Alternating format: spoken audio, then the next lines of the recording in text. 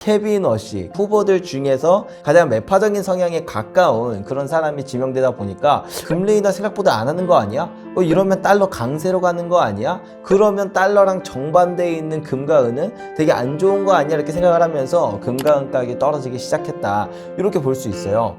네, 안녕하세요. 8년차 금 투자자이자 이제 금거래소를 운영하고 있는 조기현 작가입니다. 네, 반갑습니다. 아무래도 뭐 금값이 떨어졌다라고 할 때 그 기폭제가 된 거는 케빈 워시의 지명의 역할이 좀 컸다, 이렇게 볼 수가 있을 것 같아요. 금이라는 건 기본적으로 달러랑 반대로 가는 자산이거든요. 화폐가 많아지고 가치가 떨어지고 달러 인덱스가 하락하면 반대로 금 가격이 올라간다, 이렇게 볼 수가 있어요. 근데 작년 9월이랑 12월에 금리 인하 했죠. 그리고 이제 12월에 조금씩 돈 푸는 정책이 시작되기 시작했어요. 그러니까 사람들은 생각한 거예요.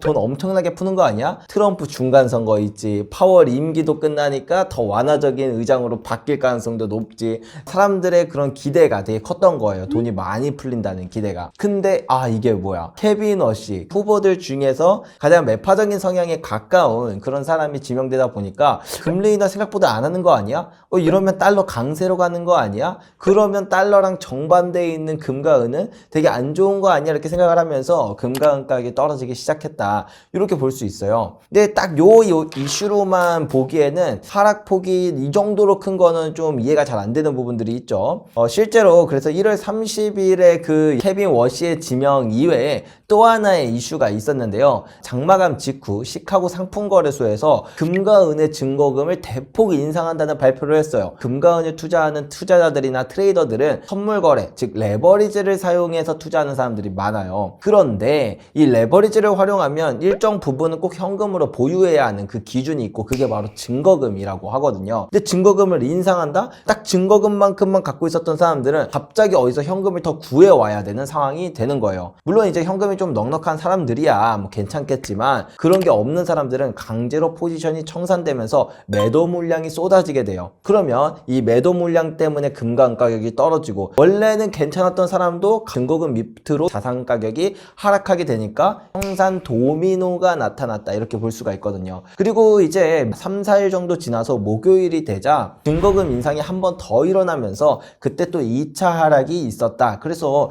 요번 하락을 쭉 보면 기본적으로는 이제 케빈 워시의 지명이 기폭제를 당겼지만 그 하락폭을 키우면서 변동성을 크게 만든 건 증거금 인상이 컸다. 가격이 옛날에도 많이 오를 때 이제 정부나 그다음 이제 거래소에서 이 금 가격이랑 은 가격을 인정시키고자 이런 식으로 증거금 인상을 했던 역사들이 많았거든요. 이번에도 어김없이 그런 일들이 일어나고 있다.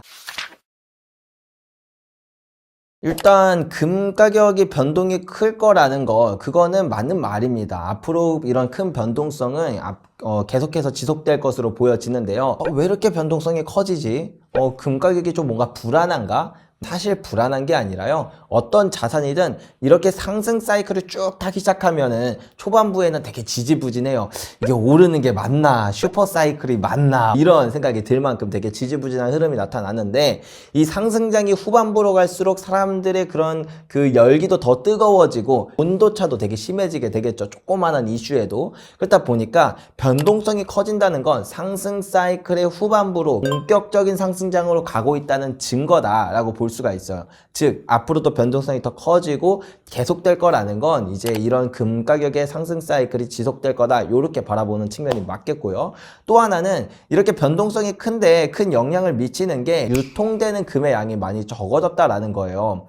많은 사람들이 금을 투자할 때 뭐 저처럼 다 실물만 투자하진 않잖아요. 뭐 금융 상품들이 실물 금에 비해 양이 거의 한 138배 정도 많아요. 그러니까 실제로는 존재하지 않는 금이지만 그냥 종이 계약상 금을 샀다 치고 너는 금을 팔았다 치고 이렇게 거래를 하는 거예요. 그래서 시장에 유통되는 금의 양이 옛날에는 실물도 많았고 종이 계약도 정말 많았는데 실물 금들이 정말 빠르게 사라지고 있어요. 중앙은행들은 매년 사상 최고치 수준의 금을 계속 사모으고 있고요. 근데 그런 것들이 실물이다라는 부분, 그리고 이제 투자기관이나 투자은행들, 그 다음에 상업은행들을 보면은 바젤3의 규정이 바뀌면서 실물 금을 모았을 때 최상위 티어 1 자산으로 승격되면서 자산을 배분함에 있어서 옛날엔 달러만 가지고 있어야만 하는 그런 상황이었다면 이제는 금을 가지고 있어도 되는 상황이기 때문에 이런 쪽으로 실물 자산들이 많이 빠져나가고 있거든요. 안 그래도 별로 없는 이제 금융상품에 비해 너무나도 조금밖에 없는 그런 실물 금들이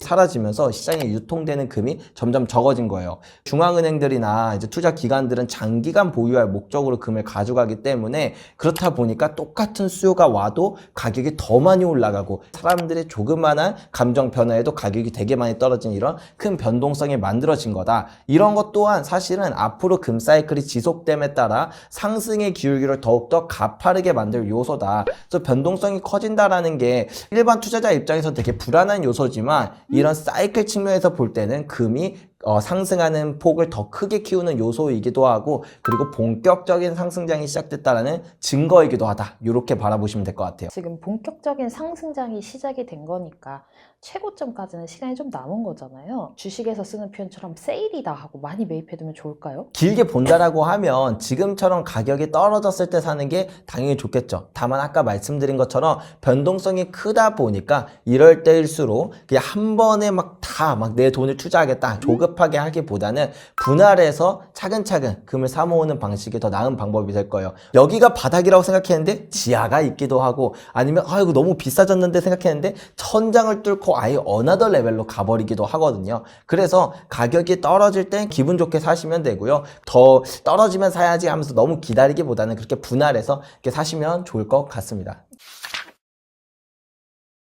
중국이라는 국가가 전 세계에서 금을 가장 많이 사는 국가 중에 하나입니다. 중국과 인도 이렇게가 제일 많이 사는데 기본적으로 중국 사람들이 금을 좋아하는 건 맞아요. 그런 거를 좀 배제하고 보더라도 중국이 금을 사야만 하는 이유도 따로 있습니다. 금을 좋아하는 것도 이제 영향이 있을 수 있겠지만 그보다 더 큰 건 중국이 금을 말고 다른 걸 살 게 없다는 거예요. 각국의 중앙은행들은 외환보유고에 안전자산을 담아놔야 되는데 안전자산 하면 뭐가 떠오르시나요? 달러 아니면 금. 자, 근데 이 달러라는 게 환금성도 좋고 결제도 편하고 다 좋습니다. 근데 이제 요걸 한번 보자 이거예요. 미국의 국가부채가 가장 최근을 보면은 39조 달러를 넘어섰다라는 수치들도 보여지거든요. 우리나라 돈으로 5경 원이 훨씬 넘는 돈이에요. 근데 그게 미국의 경제력과 비교해도 압도적인 수준이라는 걸 알 수 있거든요. 보통 그렇게 해서 GDP 대비 부채 비율이라는 걸 통해서 부채의 그런 부담이 어느 정도로 크냐를 평가하는데 지표가 쓰이는데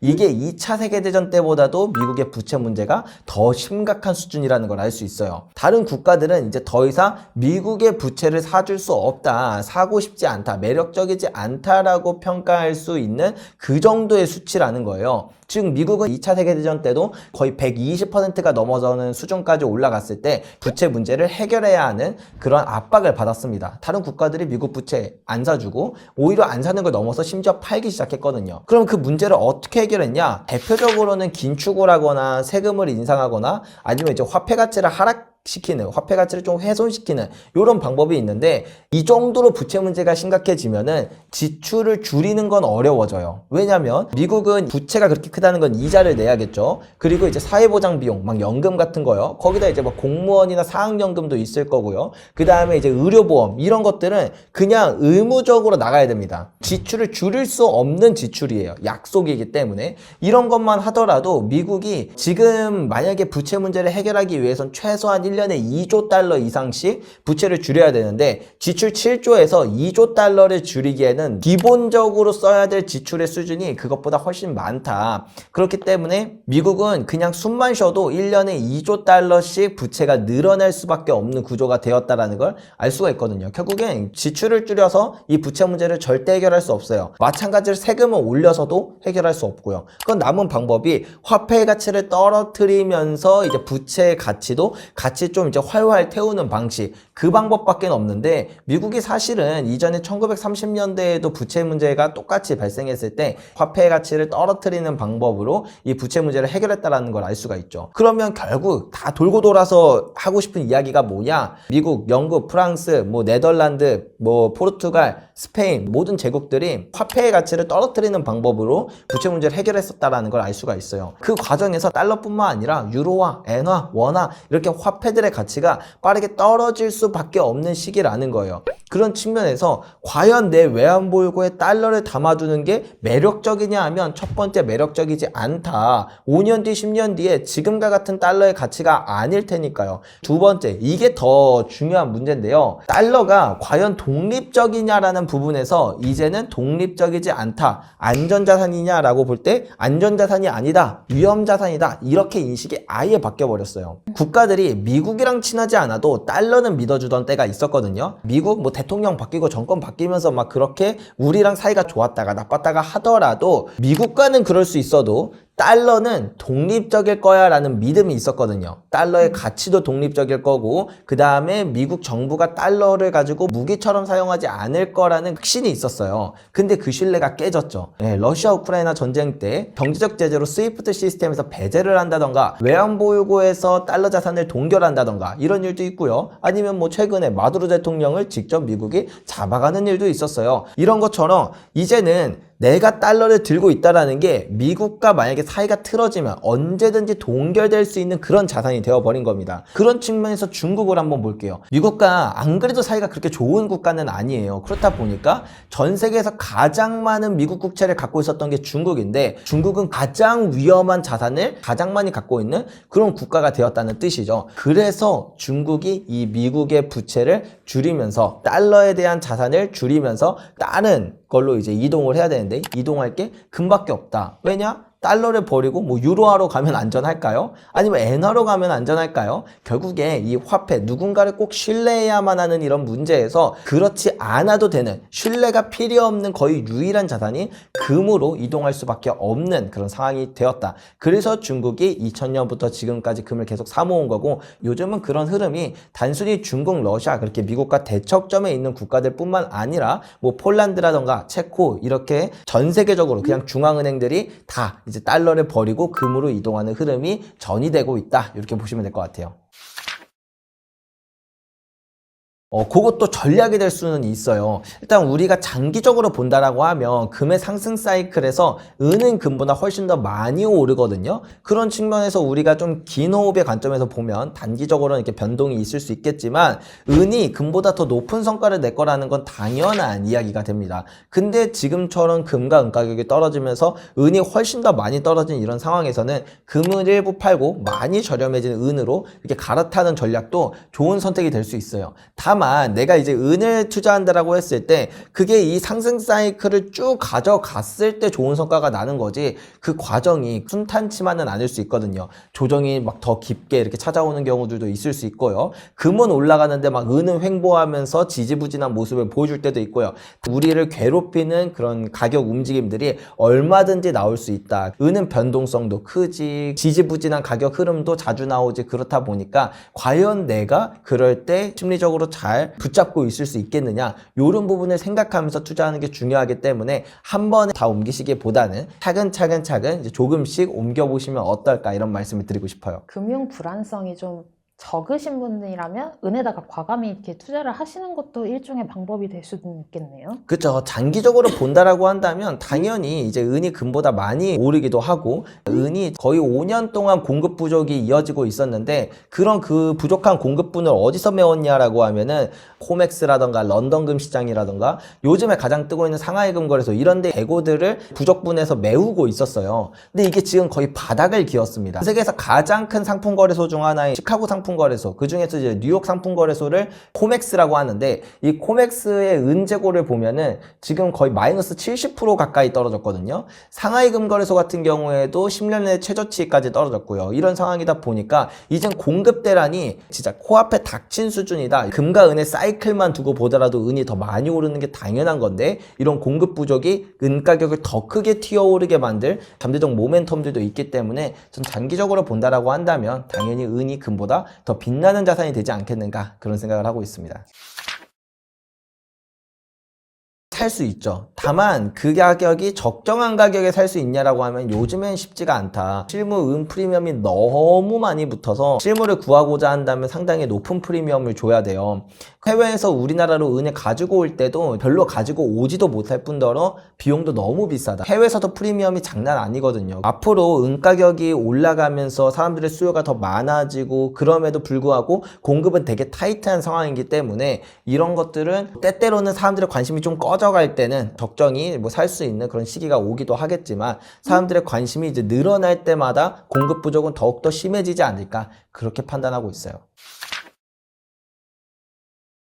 작년만 하더라도 은 가격이 거의 3배 가까이 상승을 했는데 그 과정 가운데서 4월부터 거의 8월까지 4개월 동안 은 가격이 횡보했었고 이때 프리미엄이 꽤나 많이 줄어드는 수준까지 내려가기도 했었어요. 그렇기 때문에 앞으로 은 가격이 훨씬 더 많이 오를 거라 생각하고 그렇게 높은 변동성이 있겠지만 그 과정 가운데서 조정도 있고 이런 횡보도 있고 분명히 있을 거라 사람들의 수요가 둔화됐을 때 넘어간다라고 생각을 한다면 지금 같은 때는 ETF 같은 걸로 투자하는 것도 나쁘지 않다. 다만 아까 말씀드린 것처럼 공급 부족 이런 문제가 심해짐에 따라 금융상품으로 투자하는 그런 방법들은 때때로 거래소가 규제를 하기도 하고 ETF 자체가 상장 폐지하는 일도 있어서 우리가 잘 고민하면서 해보면 좋겠고 애초에 나는 실물을 살 생각이 없다라고 한다면 은광 주식 ETF 같은 걸 투자하는 것도 좋은 방법이 될 수는 있어요. 사실 지금 은이 공급 대란이 난 가장 큰 이유 중 하나가 AI, 데이터 센터 이쪽 분야 때문이잖아요.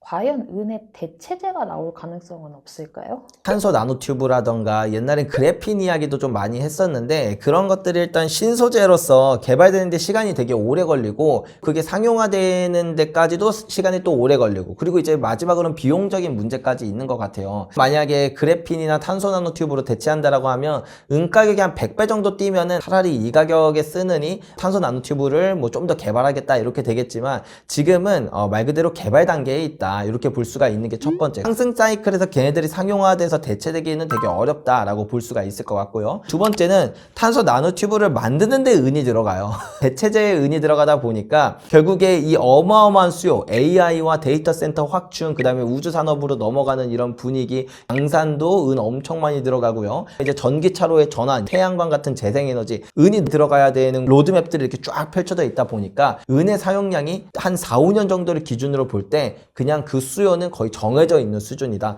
사실 대체제라고 하기에는 좀 많이 쉽지 않은 상황인 것 같아요.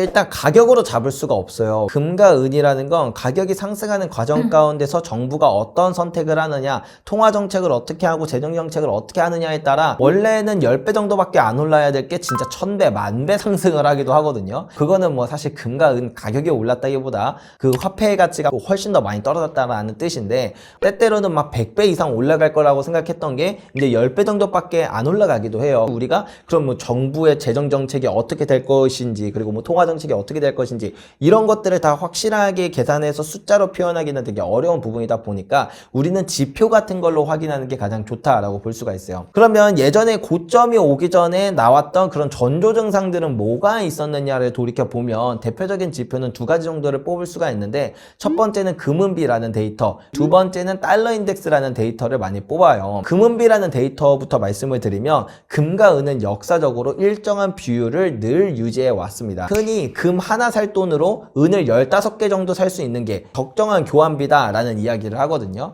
인류 전반 역사를 쭉 보면 금은비가 평균적으로 1대15를 늘 유지했었다라는 걸 알 수 있습니다.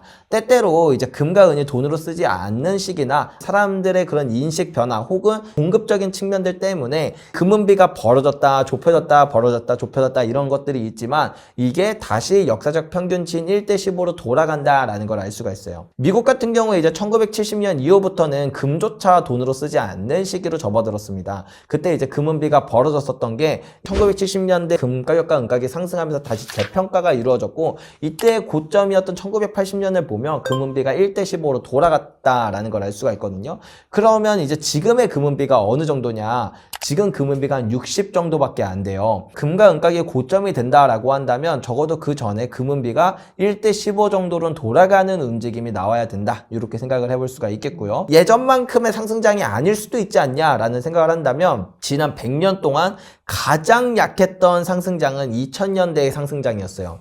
그때 금 가격이 한 7배 정도, 적진 않았네요. 어쨌든 근데 이게 가장 약한 상승장인데 요때의 금은비는 1대 32 정도가 됐었습니다. 근데 지금 몇이라고요? 1대 60이죠. 물론 지금의 상승장은 사실은 한 1970년대보다도 좀 더 강한 상승장일 거라는 그런 지표들이 훨씬 더 많이 보이고, 그거는 뭐 거의 기정사실에 가깝다고 생각을 해요. 그렇기 때문에 2000년대의 상승장과 비교할 바는 아니지만 지난 100년치 중에 가장 약했던 상승장도 금은비가 1대 30인데 1대 60인 지금은 고점과의 거리가 상당하구나. 적어도 1대 30을 하향 돌파하는 순간부터 뭔가 이제 고점에 대한 생각을 해보면 되겠다라고 말씀드릴 수 있을 것 같고요. 달러 인덱스도 마찬가지예요. 1980년이나 2011년이나 이럴 때를 보면은 달러 인덱스가 70에서 80 요 정도 사이까지 떨어졌었다라는 걸 알 수가 있거든요. 하지만 지금의 달러 인덱스는 96, 엄청 높은 수준입니다. 적어도 80 이하로 하향 돌파하는 모습은 봐야 고점에 대한 생각을 해볼 타이밍이 됐구나, 요렇게 느낄 수 있다, 이렇게 보시면 될 것 같습니다. 흔히 주식에서는 선물을 권하는 사람이랑은 상종도 하지 말라라는 말이 있잖아요. 금 투자에서도 이런 게 적용이 될까요? 선물 투자해도 되고 옵션 투자해도 되는데 아무래도 선물 투자가 이 레버리지를 많이 쓸 수 있다 보니까 이게 오르는 자산이라고 하더라도 아까 제가 초반에 말씀드렸죠. 금 가격이 이렇게 급격하게 떨어진 데에는 이 레버리지 청산에 대한 그런 부분들이 작용을 한다고. 가격이 무조건 오를 거라는 100%의 확신이 있어도 갑자기 거래소가 증거금을 대폭 인상한다거나 아니면 룰 자체를 바꿔버리는 일들도 몇 번 있거든요. 그럴 때 나의 뜻과는 상관없이 강제로 청산되어 버리는 일이 생기기도 해요. 그런 부분들을 생각한다면 너무 과도한 레버리지를 쓰지만 않는다고 했을 때 뭐 선물 투자도 뭐 괜찮은 방법이 될 수는 있겠다. 하지만 저는 그냥 마음 편하게 실물로 사는 걸 더 선호합니다. 단기적으로 보는 게 제일 위험해요. 금리가 금가격에 영향을 미치나요? 미칩니다. 지정학적인 문제가 금가격에 영향을 미치나요? 미칩니다. 근데 그런 것들은 단기적인 영향을 미치기 때문에 우리가 그거에 너무 몰두하는 순간 사실 금의 긴 호흡의 관점에서 본질적인 상승장을 전혀 생각을 못하게 돼요. 처음에 이런 본질적인 상승장이 나타났던 이유, 미국뿐만 아니라 전 세계적인 부채 문제 때문입니다. 그리고 그 부채 문제가 해결되는 과정에서 금 가격은 원래 많이 오르는 게 자연스러운 흐름이고 그 사이클이 좀 길고 그 사이클 동안 상승률이 되게 강렬해요. 근데 그 과정 가운데서는 뭐 금리 이슈도 있고요, 지정학 이슈도 있고요, 다양한 이슈들 때문에 좀 더 빠르게 오르기도 하고 조정이 와서 이제 천천히 가기도 하고 흐름들이 이렇게 보여지면서 상승을 한다. 그렇기 때문에 우리가 단기적인 거에 너무 매몰되다 보면 이 본질을 놓치게 되는 경우들이 생기거든요. 그렇기 때문에 지금처럼 변동성이 커진 이런 시기에서는 더욱더 단기적인 거에 내가 너무 신경을 쏟기보다는 중기적, 장기적, 좀 긴 호흡의 관점에서 본질을 바라보고 투자하는 게 중요한 시기다, 이렇게 말씀드릴 수 있을 것 같습니다. 금이나 은을 떠나서 투자를 함에 있어서 너무 조급한 마음을 가지고 있거나 혹은 불안한 마음을 가지고 있는 것 자체가 분명히 잘 갈 자산임에도 불구하고 내가 잘못된 판단을 하는 경우들이 많거든요. 지금처럼 금뿐만 아니라 주식, 비트코인 막 다 이렇게 크게 흔들릴 때는 좀 더 길게 보고 마음을 다잡는 그런 선택을 한다면 좀 더 도움이 되지 않을까 싶습니다.